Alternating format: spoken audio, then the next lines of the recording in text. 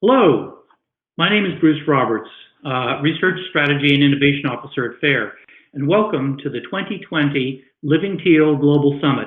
It's my great pleasure to serve as moderator for our next session, which is going to be a conversation devoted to the Babies First initiative. So my guests for today are Dr. Ruchi Gupta, Director of the Center for Food Allergy and Asthma Research, Professor of Pediatrics and Medicine, and Robert Lurie, Children's Hospital of Chicago, Northwestern Feinberg School of Medicine, and Traci Stumpf, a versatile TV host, stand-up comedian, and actress who's appeared on multiple networks, including MTV, E!, Discovery, Entertainment Tonight, Yahoo, and TBS. Keep going. And most recently, you can catch her hosting a number of shows, including the 1990s Totally Scandalous and the hit show Crime Obsession with Traci Stumpf. Traci's a new mom and is very keen to know what steps can be taken to prevent the development of food allergy in infants. Now, this is an important subject because historically, parents were told that babies, especially those considered to be at risk of developing food allergies, should avoid allergy-causing foods like peanuts. But thanks to new research, this advice has changed. And we now have evidence that the introduction of potentially allergenic foods early on in life can be beneficial and may actually reduce the frequency of developing food allergy. So to help us understand what has changed and what this means for new moms like Traci, it's my pleasure to introduce Dr. Ruchi Gupta and Traci Stumpf. Welcome. Slow clap. I like it. Hi, guys.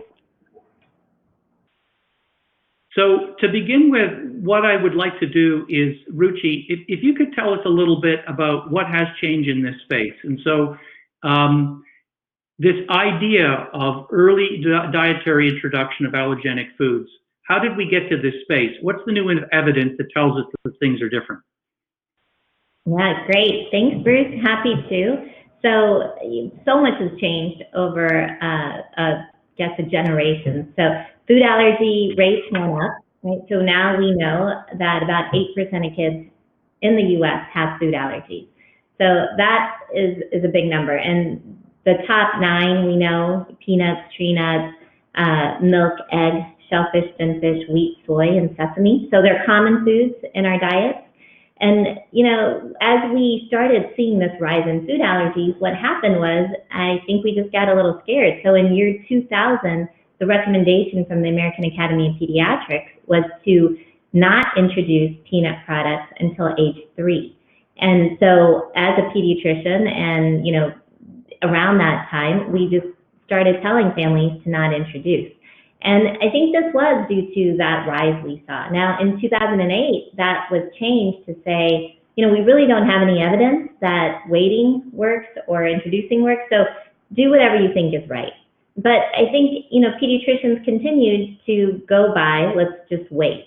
And so in 2015, a landmark study, the LEAP study, was published, which found that among high-risk infants, so infants with severe eczema or egg allergy already developed, if they introduced peanut products early in life, in that first year, they did it from 4 to 11 months, that they had an 80% reduction in the development of peanut allergy.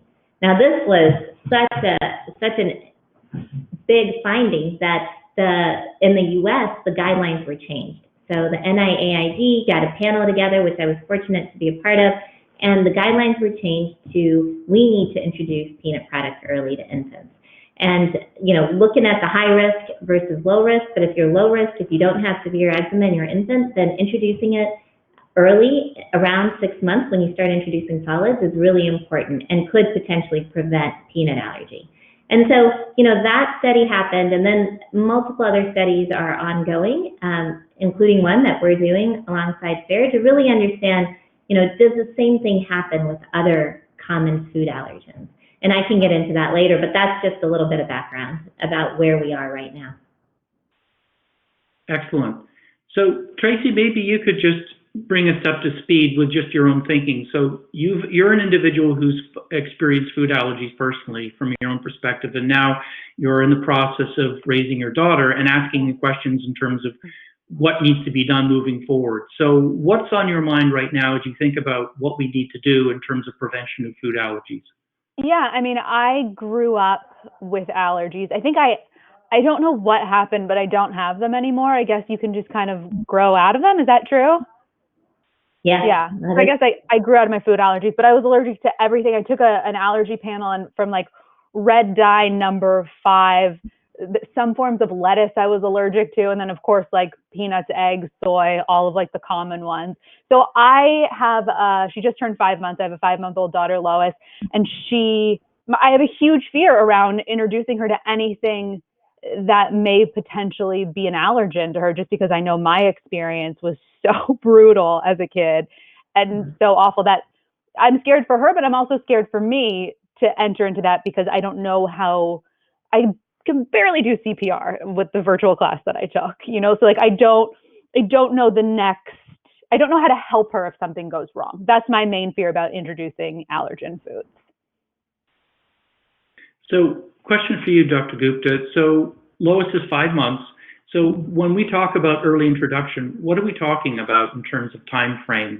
Is there an appropriate time for an early introduction of potentially allergenic foods? So my first question to you, Traci, is Lois, does she have any signs of eczema? Has she had eczema as a baby? I mean, she had pretty bad baby acne, which was a cute look for her.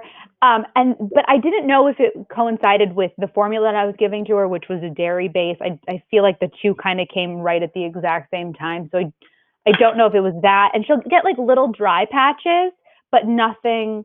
I've Googled, babies with bad eczema, and it's nothing like that. But she definitely gets like little patches of dry skin. Okay. All right. So she would be either no or mild, probably mild eczema. And the guidelines really show that for infants with mild eczema, even moderate eczema, introduction is really safe. Okay. So first, I want, to make that point that for infants with mild or moderate eczema, we really say just go ahead and introduce at home. And the way, we encourage that is it shouldn't be the first food you introduce. Introduce a couple other more common, fruits, vegetables to your infant, and then introduce peanut products. And so what does that look like? You put the peanuts in the blender and have an EpiPen nearby? Like what's the process?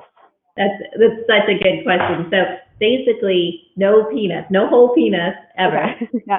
Some hazards, nothing, just in general, no grapes, no peanuts, nothing that infants can choke on should be given to them. But for peanuts, the easiest thing to do is peanut butter, right? So smooth peanut butter. And so take about 2 teaspoons of that and then mix it with about 2 to 3 teaspoons of water until it gets to a consistency that's not as sticky that you think she could tolerate. And then take that and, put it on her lip, put it on her tongue so that she gets the flavor. And most infants love peanut butter. I mean, most people do. It's pretty tasty. So give a little bit to her and then observe her. And if she licks it and eats it and watch her for a couple minutes and then give her, if nothing, you don't see anything, give her more. And what you're looking for is any signs of an allergic reaction. And the most common ones in infants that we see are they'll break out in hives, in a rash, or they vomit. Those are the 2 most common. Other symptoms of allergic reaction. Is that reaction pretty immediate? Like once I put it on her tongue, will the hives happen? It's not going to happen within 12 hours or anything like that. They usually happen within 2 hours, but most of them happen within minutes. Okay. So the majority are within minutes. Oh my goodness, sorry. Okay. Yeah, should I? It's a question.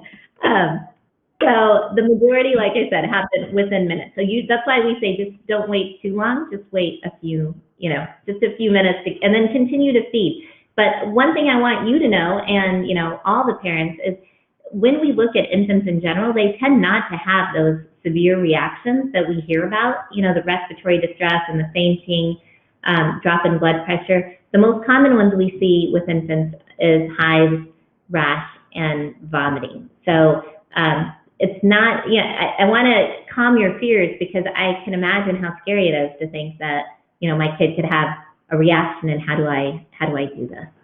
Is it true that you put it on their cheek first, or put it on the backs of their hands, or is that pretend. No, not really. So, Yeah, I mean, people feel more comfortable. Right. But the big thing is, if they have eczema, you really don't want to do that, because one of the theories is actually that if the infant gets the food through their skin, right? If you have broken skin like eczema, before they get it through their gut, it could change their immune pathway to developing a food allergy. So you really want to get it in their gut. So Okay. give it to them in their mouth, let them, and then keep those 2 teaspoons going, like 2 to 3 times a week. The big thing is, once you introduce it, don't think like, oh, I'm done, they don't have an allergy, and stop, because you got to keep it in their diet. How young can you start with allergenic foods? So if they're high risk, so that's those infants with severe eczema, they really should start early as possible. So we say assess them at 4 months. They need to get to an allergist or have a test done by their pediatrician, and then they need to get it in their diet, because the earlier you start, the studies have shown, the better their chances of preventing it. In infants like yours, your beautiful daughter, she could start, like I said, around 6 months, 6.5, whenever, depending on when she starts solid. So if she's already, tell me about what she's eating. Tell me about what you're doing with her, and how she's 5 months? She just turned 5 months. Yeah. It's good. We started at the middle of 4 months with rice cereal, and she loved it, I feel bad for her. She's on like a steady diet of breast milk and formula, and then like to get anything new must be just eye-opening, like just so exciting for her.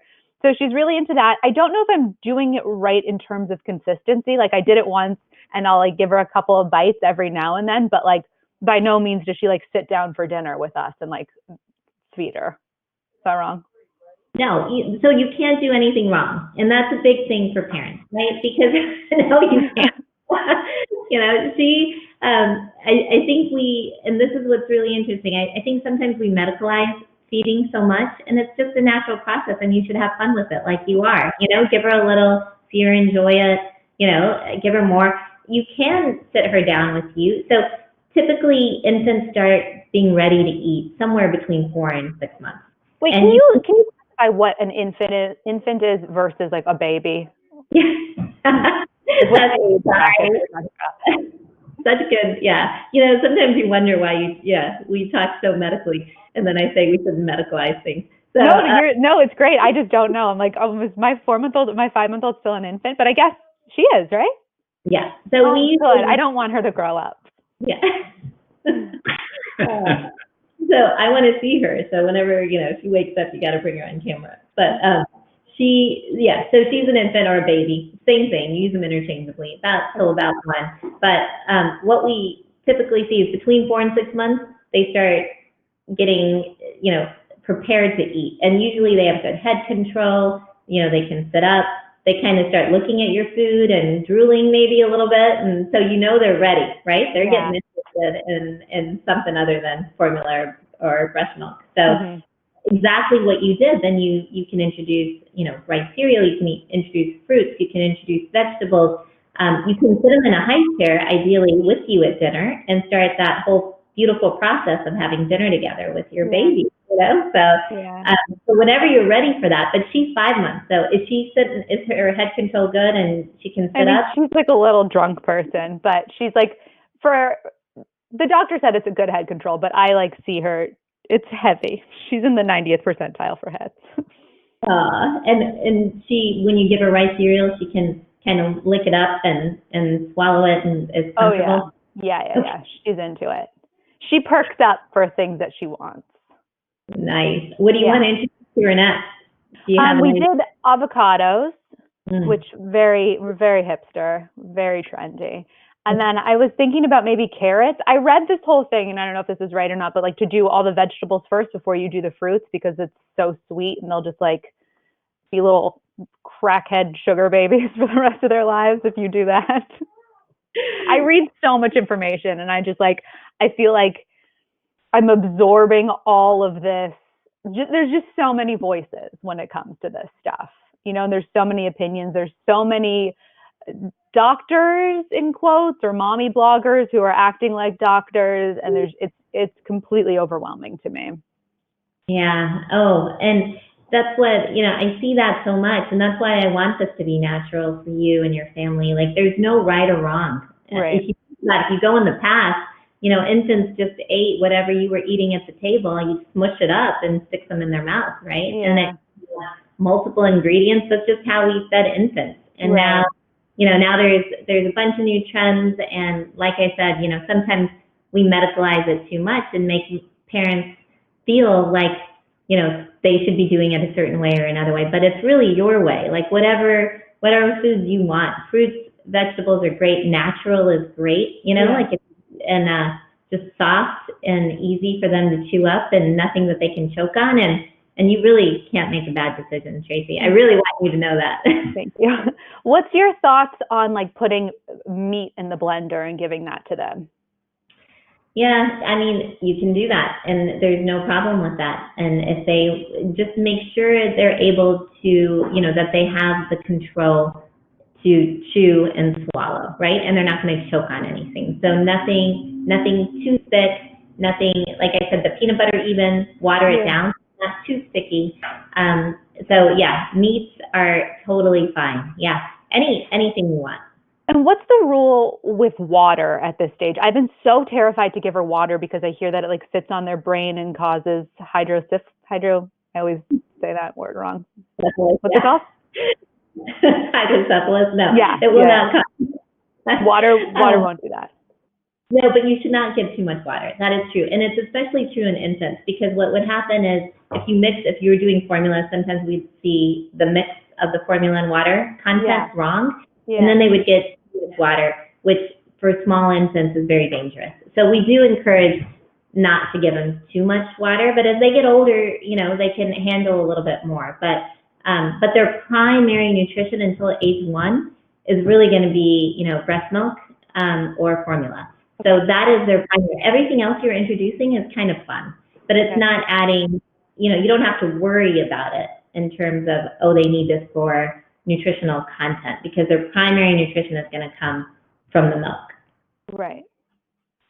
Okay, so it's not like I had a question for you. Sorry, go ahead. I just had a question for you raised on a point that you'd raised earlier. So you said earlier that essentially that you've outgrown your food allergies that you had previously. So it doesn't sound as if, the handling of these potentially allergenic foods poses a problem for you personally. But I just wanted to ask that question, is whether you have any concerns as you're introducing your daughter to these potentially allergenic foods for yourself. Are there any things that you are mindful of in terms of this? No, ever since I've had her, all my fears for myself has just like gone directly to her. I'm lucky if I even feed myself every day. Like I've forgotten about any ailments that I've ever had. And truthfully, I've grown out of everything. And I think I grew out of it probably around like age 20. I just kind of got back to like a baseline of healthy, I guess. I don't 100% know. So I haven't really thought about like my egg or my weird lettuce allergy in a very long time until this kind of came up. But that is an important I guess a question for Dr. Ruchi.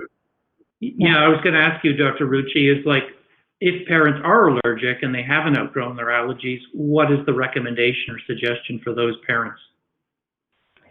Yeah, that's a great question. And not only for them, but I get this a lot with parents who have an older child with food allergy, right? So you have a child with food allergy, and then you have this infant, and you don't want them to have that food allergy, but you worry about introducing that food at home.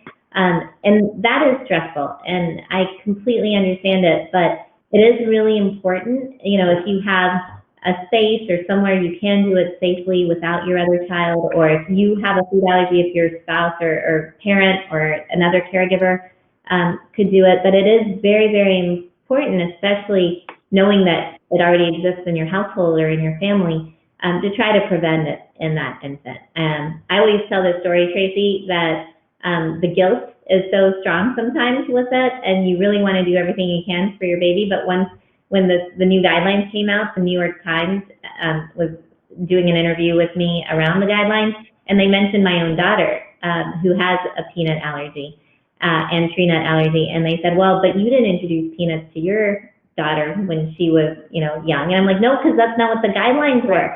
And so I was like trying to be so defensive. I'm like, I wasn't, trying to. And in the article it says Dr. Gupta is slapping herself on the wrist for not introducing peanuts to her baby early. It's so hard. It's so hard, man. Like it's always changing. You're doing great. You're doing great. You are killing the game. You're doing great. Like it's ever changing, and it's like, I mean, when I was a baby, I was sleeping on my stomach, and now I would be put in prison if I laid my baby down on her stomach. So it's like, it's really hard. It's really, really hard. And that's like a huge problem that I'm having with all of this stuff, is just like, there's so many different voices and there's so many, conflicting opinions that it's just, you have to like zone in on one voice and hear that one person and just follow through with one thing, as opposed to the million people that are blogging about this subject. And the main voice should be yours, right? You got to listen to your voice. What's right for your baby. As long as, those basic principles that are met, then you can listen to yourself. But I do think that some of the data is worth listening to, like this early introduction thing. I really want you to do it soon, and after you introduce maybe one more food, we can go through it, and happy to help in any way. But it is so important because, our lab is the one that looks at all these prevalence numbers, and we've seen, for example, peanut allergy go from like 1% to 2.2%, wow. Just in the past like 20 years. And so it would be great to see that number go back down now that everybody is introducing it early and getting it in their infant's diet. So that's really important. What's your thoughts on those? I forget what they're called. I think it starts with a B. It's like little peanut crackers. Bamba. Yeah. Yeah, I think Bamba's great. Okay. The whole study with Bamba started this whole thing, because in Israel, infants eat Bamba, really young, and they love it. It's like this little yummy peanut butter cracker. They're so good.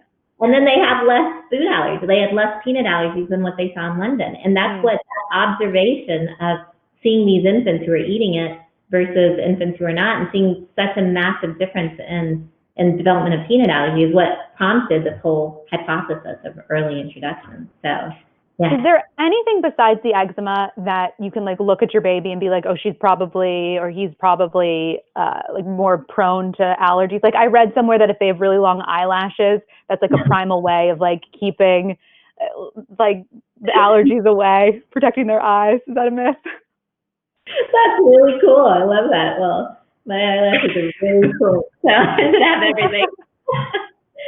I mean, Lois has such long eyelashes that, I mean, again, it's just like some random clickbait thing that I read, and it was saying that like the longer their eyelashes are, the more likely they are to be allergic to certain foods, because it's their body's way of protecting them from like getting allergens in their system.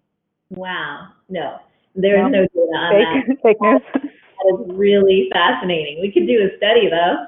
Okay. Cool. The main thing they saw in the study was eczema. Eczema is the number one risk factor. So if your child has dry skin, usually, and the only ones they saw was severe eczema. Mild eczema, even moderate, didn't seem to play a big role, but severe eczema, they have a much higher risk. And those are the infants we want to start at an earlier stage. But if you look at like the public health, like society at large, it's going to be people without eczema more, because there's so many more of them, right? Mm-hmm. So about less than 5% of babies are going to have severe eczema.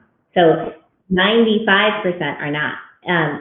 But if you think of 8% of kids have food allergies, there's going to be a lot from that not pile. So that's why we're encouraging everyone to start. The ones with severe eczema, we're really pushing them to start even earlier.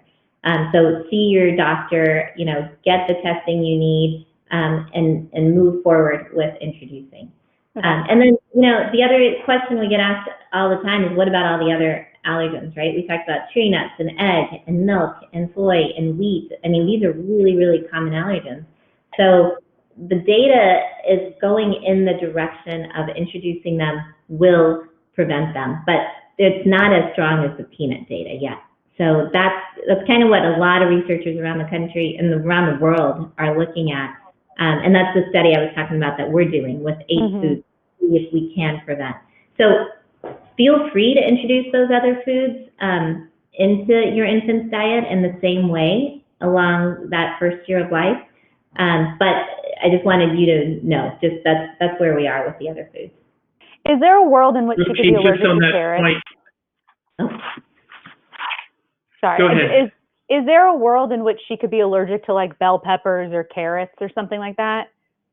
Yeah, see, there is, just like you and your lettuce. So, yeah, and my lettuce. what I'm going to say to you is yes, but they're not the most common ones. Those 9 that I talked about are the most common. And 2, and I'm not going to put you on the spot with this, but I will tell you in our data, adults who get those tests, like if you get one of those like tests from the grocery store or from Target, you know, it tells you your sensitivities. Don't completely trust those type of tests. Go to an allergist because, you know, what we found in adults recently is that about 1 in 5 told us they had a food allergy. But when we looked at the symptoms, it looked like about 1 in 10 actually had a food allergy, but only 1 in 20 were going to a doctor to diagnose it. So, like you said, we don't take care of ourselves once we have kids. We don't. I'm not even going to talk about when the last time I even went to a doctor was. But you gotta, if you think you can't eat a food, you should go and get testing to make sure. Yeah, no more at-home doctoring. Put a stop to that in 2020. Ruchi, so you'd mentioned the early introduction of multiple foods. So I think we recognize the strongest evidence is for early introduction of peanut, and that provides benefit. But given that individuals can have multiple allergies, so that's early introduction of multiple foods, what's the guidance in terms of how that should be approached? So we spend a lot of time talking about introduction of peanut and making sure that it was tolerated and then frequently administering that. Is there a sequence in which these foods should be administered to infants? That's a great question. I mean, the common foods that, you know, parents like to give are probably eggs, you know, would be one of the first ones, I would say. Milk, but milk in the form of something like yogurt, which is also good for their microbiome. So something like yogurt, which is easy for infants, is a great food to get them introduced to milk if they're not on formula. So milk and egg are very common. Then they typically start eating things like wheat and soy, right? Like just from bread or cupcakes or little products like that. So they get that into their diet usually in the first year of life. The ones that they typically don't are those tree nuts, right? So a lot of kids who have peanut allergy also develop tree nut allergy. So how do you introduce those? So if there's tree nuts that you like there's almond butter, which is great, you know, and then there's, you know, cashew butter. Doing the same thing with those that you do with peanut butter, you know, kind of watering it down and having your infant try it and keeping it in their diets is great. And they're all, you know, good sources of protein and, you know, good caloric sources as well for your infant. So all of those foods could be introduced in the same way. The big thing I will say is if you do start introducing some of these foods, just try to keep it as a consistent part of their diet. Mm-hmm. Don't do it once and take it out, or do it once a month or something. You know, every twice, 3 times a week is ideal. So I have a question. If there's dairy in her formula, or there's wheat or soy in her formula, and she's not having a reaction to that, chances are she's probably not allergic to that, correct? Yeah. So what about with breastfeeding? Like if I'm eating eggs, does that mean she's fine with eggs? Not necessarily, because she's not getting, we don't know exactly how much she's getting from you, right? Okay. It's about how much you eat and when you eat it and when you breastfeed and how much gets through. So that won't guarantee that she's not going to be allergic. So you still introducing them to eggs would be a good idea. But the formula is a for sure thing. If there's dairy in the formula, she's fine with dairy in real life. Yeah. Okay. Yeah. That's good. Yeah. What else? What else do you got for me? I mean, I have so many baby questions for you. How long do you have to, when does it end? You know, like when are you in the clear with all of this? Never. I have an 18-year-old in college who never in the clear. Yeah. So, but in terms of food allergies, you know, usually that first year of life that we feel like is really a critical year, you know, so whatever we can introduce them to, but have fun with it. I don't want it to be a stressful thing, right? all we want is infants to have what we call diet diversity. You want them to be able to enjoy foods just the way we do, right? And new foods and try different things. And so, when I say don't medicalize it, it's like when you've introduced a couple, then start mixing them up and letting them eat and have fun with their food. And I know, there's this whole baby-led weaning, idea. And I mean, that's also fine. I mean, it's just, let's get this to be a natural process, right? What is that exactly? I think it's letting the infant decide what they want to eat and how much they want to eat and controlling it themselves. So putting them in that high chair, sitting them up with you at dinner, giving them that piece of avocado, and letting them play with it, letting them eat it, letting them stop when they want, and then adding sitting them down and being like, for you. Okay. Yeah, and keep feeding them even when they have their mouth shut. But it is, either is fine. I mean, you can feed your own baby, or you can do a combination, but neither of them are necessarily, right or wrong. Babies have grown up doing all kinds of things, and now we're all adults, and we're all hopefully okay. Yeah. But it is a great idea. I mean, what I like about it is the idea that you're letting the infant be in some control, right, of how much they're taking in, and playing with their food and enjoying the textures. All of that is really positive, feeling, touching, tasting. It's all good for babies. It's a pain for us because it probably leads to a mess, but yeah. But it's good. So much laundry. And then is it true you probably shouldn't mix two foods together at the same time? Right? So like you don't want to do like a carrot, bell pepper mix? Not initially, okay. But if they had carrot and then they had bell pepper the next day, then the next third day you can mix them up, but yeah. It's not necessarily wrong, so I don't want to say absolutely not, because a lot of those foods aren't very allergenic anyway. Mm-hmm. I just say that just to be a little bit more careful, but we did a survey of pediatricians and seeing what kind of reactions infants are having, and it's less than 1%. So if you really made some awesome hummus with bell peppers, you can probably not. Yeah, in no world. Yeah. Oh. Is that your question? That sounds like Lois. That's the sound of my life. Very good. So one point of clarification, Ruchi. So if a child has exhibited one allergy, let's just say that there's now confirmed peanut allergy, should you proceed with early introduction of the other foods to prevent the development of other allergies, or is there a window of opportunity, in other words? There absolutely is, and that's very, very important. But the best way to do that is to, if they have a peanut allergy, they've probably been diagnosed by an allergist or the pediatrician, but get to an allergist, because it would be useful, potentially talk to the allergist about doing testing and then introducing it in the clinic if it's high, right? So sometimes you can have, the testing is good, but not great. So you can have a lot of false positives. So if your test reveals, a high level, it may still be worth it if they're infants to introduce with an allergist there and see if they're really allergic or if they're not, because as much as we can try to prevent this, the better. So be proactive. If they have one, don't just stop and say, I'm not going to do anything. Get to your allergist and, either get testing or get introduced to certain foods in a controlled setting that you feel comfortable with. Of course, if the tests are negative, introduce right away. So that's what's really, really important, is if you get negative tests, get it in their diet. So I wonder if we could now just turn to some questions from the audience. We have about 12 minutes left, and so I thought we could just go through some of the points that have been raised.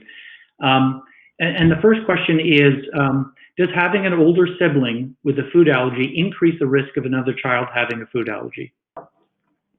And this is a really good question, and we get asked this a lot. How much of a risk factor is family history in general, and then specifically that sibling question. We did a study a couple years ago, but we looked at siblings, and I told you the general population is about 8%, and if you have a sibling, it took it up to 13%. So it was higher for sure, but not significantly higher to the point where, you felt like we cannot introduce early. Now, in the LEAP study, which is that big, peanut study that was done in London, they found family history not to be a significant risk factor. And in some new studies done in the U.S., they also are finding that family history is not a significant risk factor. The only significant risk factor is that severe eczema. So if you have an older sibling, I would encourage you to feed the younger sibling. And just, I know it's hard with someone with, a peanut allergy in the home, but if you can prevent it in that next child, all the better. Excellent. A question for Traci. Where did you hear about the early introduction of foods, first hear about that? Was it because your pediatrician recommended that idea, or you had done reading on your own? The idea of, this idea of basically early introduction of foods as a way of preventing food allergy, where did the idea originate? Yeah, it's interesting. I'm actually you guys are wonderful, obviously, but in my experience outside of you guys, I'm pretty disenchanted with the whole medical community. I feel like you really have to be an advocate for your own health. And now that I have this tiny person who's dependent on me and she can't make any decisions for herself, I've become such an advocate for her. And my pediatrician didn't mention this once. The reason that I found out about this was through my own research, and then also Fair Foods approached me about doing, a video diary of feeding my daughter for the first year. So that's really how I started diving into the research of all of this. But it was never, I think at our 4-month checkup, I asked about it just in passing, and they were very whatever, and it's just such a learning experience in being, you have to stand up for yourself, and you have to ask the questions for your baby. So I learned about this through my own research and through you guys. Excellent. I hope my pediatrician isn't watching this. So question perhaps for both of you, this idea of not washing a newborn with chemicals like soaps or detergents or anything of that sort, or anything that might, damage the skin for the first 6 months of life. Is there any substance to this idea of trying to minimize exposure of the child to certain shampoos? We always say they don't need it, right? They're not getting dirty. They're not, sweating a ton. Their water does the job, especially early on. You do not need to use anything more than that. So as they get older, of course, things change, and if they have eczema, they may need, special things, or if they have cradle cap or other things that infants develop, then but don't do it just because, right? So protect their skin. That's really important. So if you wash them with water, and if they have dry skin, put emollients on it, put moisturizers. There's tons of good ones out there. And then if they have eczema, then, definitely talk to your pediatrician, because you want to protect that eczema and keep their skin barrier, as solid as you can, and not let them get those, excoriations, we call it. I know I'm using the red, marks where you can kind of see broken skin. That's what we really want to protect. So, one of the big things for me, my daughter who has peanut allergy had severe eczema as an infant, and I'm a pediatrician, so here we go, more guilt. So I did my best, and I remember writing a prescription for steroids and sending my husband to go get it for her, and the pharmacist was telling him, "Oh, you can't use this for infants." And so I was like, "Yes, you can," and you were getting that. I'm gonna. But everyone is scared to put some of these treatments on infants because everyone's scared of infants, right? What are we gonna do with these itty bitty babies, and should we be using this stuff? But it's more important to talk to your doctor and get their eczema under control. I think that's one of the biggest things we've learned. So yes, use natural things on them, but make sure their skin is intact as much as you can. It's so interesting that the skin is so important and such a gateway. Mm-hmm. It's what we're looking for. Yeah. So question just in terms of what are good bacteria, gut bacteria, and how do they potentially play a role in terms of preventing food allergy development? That's Great question. I mean, the microbiome is a hot area of research. There's tons of people trying to discover what is that great mix of gut bacteria that supports good health in general. It's been looked at for everything, but also in terms of food allergies. And, you know, people ask about probiotics and prebiotics and when do you use them, and all of that is currently, I would say, under research. We don't have a ton of data. I don't think prebiotics and probiotics are necessarily dangerous. I think the things you have to look out for is, you know, if your infant can avoid, before we used to give antibiotics to everyone, right? Like, got a stuffy nose, oh, let's do antibiotics. And so there was this whole pendulum shift of we're using too much antibiotics, and maybe that's getting rid of the gut bacteria. And, you know, C-sections. There's a lot of things where infants are not exposed to the bacteria like they potentially should be, and it might be wiping out some of their good bacteria along with the bad bacteria. So, so what is that mix? I think there's a ton of research going on in that right now. If you are worried about it, I would, again, talk to your doctor, look for experts. But keeping your infant healthy, you know, avoiding antibiotics if you don't need it, giving them a, you know, good like you are, like exposing them to a diverse diet early on, things like that. Letting them play, you know, as they crawl around the ground, like let them play with plants and touch dirt, and let them be babies. Yeah. When does that start? Crawling? Like when do you not worry about them touching a plant and putting their hands in their mouth? Immediately? Pretty immediate. Okay. Yeah. I mean, definitely protect them. We're in this crazy time in the world with coronavirus, so, you know, we can't let them be as free as they would have normally been. But we got to do the best we can with what we have right now. Always. Ruchi, question related to the atopic march. What is it? Oh, okay. This is a good question. All right. So the atopic march is really important. So starts with eczema, like we talked about, and then moves into allergies. So both food allergies or environmental allergies, and then kind of keeps marching on to asthma. So these conditions make up the atopic march. It doesn't mean if you have one, you're going to have all of them, but you have a higher chance of having the others. And so there is this thought process that if we can stop that atopic march, if we can control eczema, can we potentially decrease the others? And we, again, researchers are very interested, and we're all studying it, but we don't have answers. But yes, more children who have eczema will develop allergies and then could potentially also develop asthma. So we see a relation between those conditions.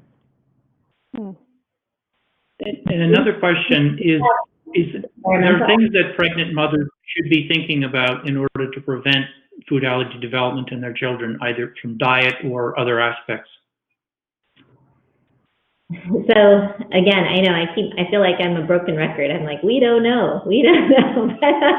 But what I would say to pregnant women, because I know it's, again, a stressful time and you want to do whatever you can to protect your child from anything, but don't limit yourself. We don't know that avoiding foods during pregnancy will, make any difference. So certain foods that we know you should avoid, you should, but like in terms of food allergies, no, there's no real data. In fact, the little tiny bit of data that we have is actually showing that having a healthy diet during pregnancy and during breastfeeding could be protective, for your infant. But again, jury's out. Super. So we just have 1 minute remaining, so I'm going to allow Traci to ask the last question. I mean, what's your big number one thing that you tell new moms? I mean, not even food allergy related, just like what's your number one advice as like one of the leading pediatricians? Wow. Oh my goodness. So I think, as a pediatrician, and I'm going to stand by my pediatricians. I wish that they all could be, talking about food allergies and prevention. But I think one of the things I learned through training and then becoming a mom, that I really get across to other new moms is really don't stress about everything we tell you, because you need to be healthy yourself, right? You need to take care of yourself and take care of your baby. And we're giving you all these rules, you know, how to put them on their back, how to sleep, how to eat, how to, you know, everything. And it's very overwhelming sometimes. And I think the biggest thing is this is a natural process, having a baby. We've done it forever, right? And so you can't really go wrong. And you need to do what feels good to you and what feels natural to you, and just love and take care of your baby and enjoy this time. And don't waste too much time reading and searching and listening. Just enjoy this process, because it goes so fast, you know. And yeah, so just I always want to give, you know, you and other parents support, right? And make sure that you are as comfortable as you can be, because I think sometimes we think of it as medical, right? You know, breastfeeding, bottle feeding, you know, feeding your baby, and all these pieces, and how to do everything, and like I said, medicalize it. So yeah, so take care of yourself and take care of your baby, and get some sleep and get some help, and enjoy this process. I love that. Wonderful advice. Very good. I want to thank both of you for your presentation today and the conversation. It's been really excellent. So once again, Dr. Ruchi Gupta, Traci Stumpf, thank you so much for your time and the conversation today. Thank you very much. Thanks, Bruce.